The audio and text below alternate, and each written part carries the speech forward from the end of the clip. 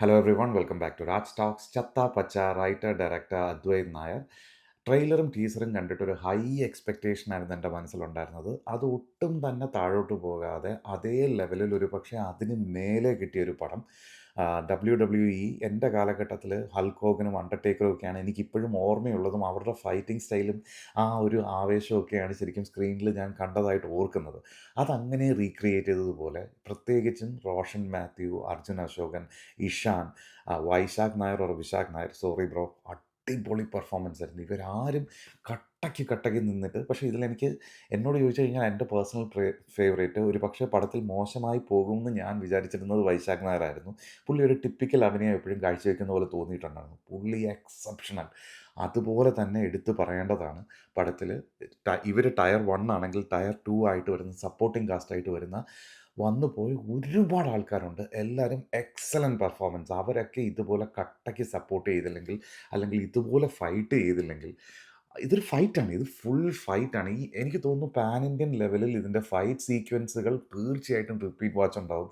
ഇത് നമ്മൾ ടെക്നിക്കലി എങ്ങനെ പോസിബിൾ ആക്കി ഇത്രയും ഗൂസ് ബംസ് തരുന്ന പ്യുവർ ഗൂസ് ബംസ്, അത്ര എന്താ പറയുക, നമ്മൾ തിയേറ്ററിലിരുന്ന് അടിക്കുമ്പോൾ നമ്മളും കൂടെ ഇറങ്ങി അടിക്കുന്ന രീതിയിലുള്ള ഇമ്പാക്റ്റ് ഉണ്ടാക്കുന്ന ബോഡി ഡബിളൊക്കെ ഇവർ യൂസ് ചെയ്തിട്ടില്ല എന്ന് തന്നെയാണ് എൻ്റെ വിശ്വാസം. ചാട്ടവും കാര്യങ്ങളും റോപ്പും എന്തുണ്ടെങ്കിലും ആ ഫിസിക്കലി ഒരു പെർഫെക്ഷൻ ഉണ്ട്. അതായത് ആ ബോഡിയൊക്കെ വളഞ്ഞ് വരുമ്പോഴത്തേക്കും നമുക്ക് ആ കംപ്ലീറ്റ് ഫീല് കിട്ടും. അതായത് ആ രീതിയിലാണ് ഇത് എടുത്തു വച്ചിരിക്കുന്നത്.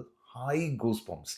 എനിക്ക് അതിനപ്പുറം അതായത് ഡൈ ഹാർഡ് മമ്മൂക്ക ഫാനാണ്. അപ്പോൾ വെട്രി അല്ല വാൾട്ടർ എപ്പറ്റി സ്ക്രീനിൽ വരും എന്നുള്ളത് ആലോചിച്ചിട്ടാണ് തിയേറ്ററിലോട്ട് കയറുന്നത്. പക്ഷേ വാൾട്ടർ വരുന്നതിൻ്റെ ഒരു 10 സെക്കൻഡ് മുമ്പുള്ള ബിൽഡപ്പ് സീൻ വരെ വാൾട്ടർ എപ്പോൾ വരും എന്നുള്ള ഓർമ്മ പോലും മാച്ച് കളഞ്ഞ രീതിയിൽ ഇവരിതിനകത്ത് ഫൈറ്റ് സീക്വൻസ് കൊറിയോഗ്രാഫി ചെയ്തിട്ടുണ്ട്.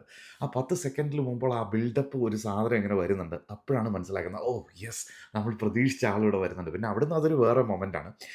ബട്ട് അങ്ങനെയൊക്കെ തോന്നുന്ന ഇത്രയും എഫേർട്ടിൽ ചെയ്തിട്ടുള്ള ഒരു സംഭവം ഇനി അങ്ങോട്ട് പറയുന്നതിൽ ചെറിയ രീതിയിലുള്ള സ്പോയിലേഴ്സ് ഉണ്ടാവാം. പടം തുടങ്ങുന്നത് ഛോട്ടാ മുംബൈയുടെ കാലഘട്ടത്തിൽ ആ ഒരു തിയേറ്റർ എക്സ്പീരിയൻസിന് വേണ്ടിയിട്ട് പിള്ളേർ സിനിമ കാണാൻ പോകുന്നതും അവിടെ പിള്ളേരുടെ ക്യാരക്ടറിൻ്റെ ഒരു അടി കോറിയോഗ്രാഫി ചെയ്തിട്ടുണ്ട്. ഇതിനകത്ത് അടി കോറിയോഗ്രാഫി ചെയ്തിരിക്കുന്നതും അതിൻ്റെ ടെക്നിക്കൽ ബ്രില്യൻസുമാണ് പടം. ബേസിക്കലി അതാണ് പടം. ഒരു രക്ഷയില്ല. ഇതൊരു ബെഞ്ച് മാർക്കാണ്. ഈ ഇന്ത്യൻ സിനിമയിൽ ഈ WWE ബേസ് ചെയ്ത് വരുന്ന ഏതൊരു പടത്തിനും ഇതൊരു ബെഞ്ച് മാർക്ക് തന്നെയായിരിക്കും. കാരണം ഇതിന് മേളിൽ ഒരെണ്ണം കൊടുത്താൽ മാത്രമേ ഉള്ളൂ. ഇതൊരു കമ്പാരിസനാണ്.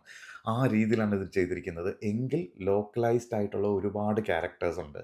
നൈട്രോ കിളി, അസുര, ജാങ്കോ, അങ്ങനെ ഒരുപാട് ക്യാരക്ടേഴ്സ് ഇതിനകത്ത് വരുന്നുണ്ട്. കടൽ കൊമ്പൻ അങ്ങനെയൊക്കെ പറഞ്ഞിട്ട്. പിന്നെ ലോബോ, ലിറ്റിൽ വെട്രി, ഇത് മെയിൻ ക്യാരക്ടേഴ്സ്.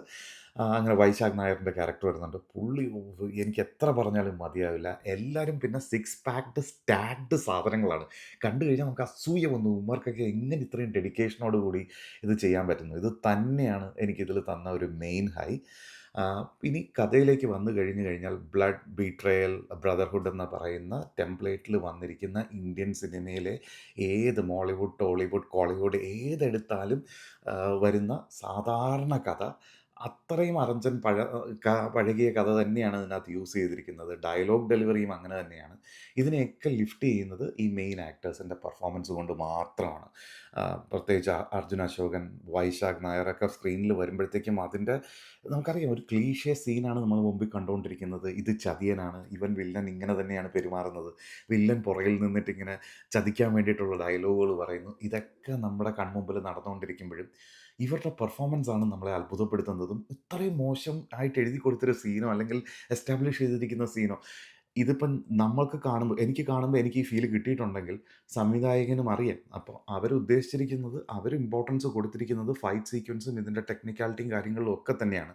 സോ അത് എവിഡൻ്റ് ആണ്. അല്ലാതെ എല്ലാവർക്കും അറിയാം, ഓ ഇതൊരു കഥയാണോ എന്ന് ചോദിച്ചാൽ ഇതൊരു കഥയേ അല്ല. നമ്മൾ കണ്ടു മറന്ന അതേ പഴകിയ അതേ ദ്രവിച്ച കഥ തന്നെയാണ്. പക്ഷേ അതിനെ നല്ല രീതിയിൽ മേക്ക് ചെയ്ത് വെച്ചിട്ടുണ്ട്. When it comes to Walter, എനിക്ക് അത്ര ഒരു സാറ്റിസ്ഫാക്ഷൻ കിട്ടിയിട്ടില്ല. ഈ ചാനലിലെ വീഡിയോസ് ഫോളോ ചെയ്യുന്നവർക്ക് നന്നായിട്ടറിയാം, ഞാൻ ഡൈ ഹാർഡ് മമ്മൂക്ക ഫാനാണ്. മമ്മൂക്ക വരുന്നതും പ്രസൻറ്റ് ചെയ്തതുമായിട്ടുള്ളൊരു ഇമ്പാക്റ്റ് വളരെ കുറഞ്ഞു പോയി എന്നുള്ളൊരു തോന്നലാണ് എനിക്കുണ്ടായിരുന്നത്. ഇത് ബേസിക്കലി ഒരു കാട്ടിലെ അപരാധമായിട്ടുമില്ല, എങ്കിൽ ഒരു നാട്ടിലെ രാജാവും ആയിട്ടില്ല. കുറച്ചുകൂടെയൊക്കെ നന്നാക്കാമായിരുന്നു. ഒരു സീരിയസ് സിറ്റുവേഷനിൽ പീക്കിൽ നിൽക്കുന്ന സമയത്ത് പുള്ളി വരുന്നതും പുള്ളിയുടെ നിഴൽ കാണിച്ച് തുടങ്ങുന്നതും കിട്ടുന്ന ഗൂസ് ബംസ് പിന്നെ അങ്ങോട്ട് കിട്ടിയില്ല എന്ന് വേണം പറയാൻ. അത് ഒരു വല്ലാത്തൊരു ലെറ്റ് ഡൗൺ ആയിപ്പോയി. എങ്കിൽ ലാസ്റ്റ് ഫിനിഷ് ചെയ്യുമ്പോൾ അത്യാവശ്യം കുഴപ്പമില്ല. പക്ഷേ ഇതിൽ ആരെയും കുറ്റം പറയാൻ പറ്റില്ല. ഫൈറ്റ് സീക്വൻസിൽ പുള്ളി ഒരു വലിയ രോഗാവസ്ഥ കഴിഞ്ഞിട്ട് വന്ന് അഭിനയിക്കുന്ന ആദ്യത്തെ ചിത്രം. അപ്പോൾ അതിൻ്റേതായിട്ടുള്ള ബോഡിയിൽ തന്നെ ഒരുപാട് ക്ഷീണം നമുക്കത് അറിയാനുണ്ട്. അതിനെയൊക്കെ കവച്ച് വെച്ചുകൊണ്ട് പുള്ളി ഹൈ എനർജിയിൽ അത് പെർഫോം ചെയ്തിട്ടുണ്ട്. ബട്ട് ഒരു കളങ്കാവൽ ഒരു സിഗരറ്റ് ഊതി വിട്ടിട്ട് ഒരു വില്ലൻ ചിരിച്ചിരിക്കുന്നിടത്ത് കിട്ടുന്ന ഒരു ഹൈയോ, അല്ലെങ്കിൽ എൻ്റെ അടുത്ത് കുണയ്ക്കാൻ വരരുതെന്ന് പറഞ്ഞ് വിനായകൻ്റെ താടിയിൽ പിടിച്ചിട്ട് തിരിക്കുന്ന സ്ഥലത്തോ കിട്ടുന്ന ഒരു ഹെവിനെസ് ഇതിനകത്ത് വന്നിട്ടില്ല എന്നുള്ളൊരു വിഷമമുണ്ട്. But it's okay. നമുക്ക് ഇനി വരുന്നതും നമ്മുടെ ലൈനപ്പും സ്ട്രോങ് ആണ്.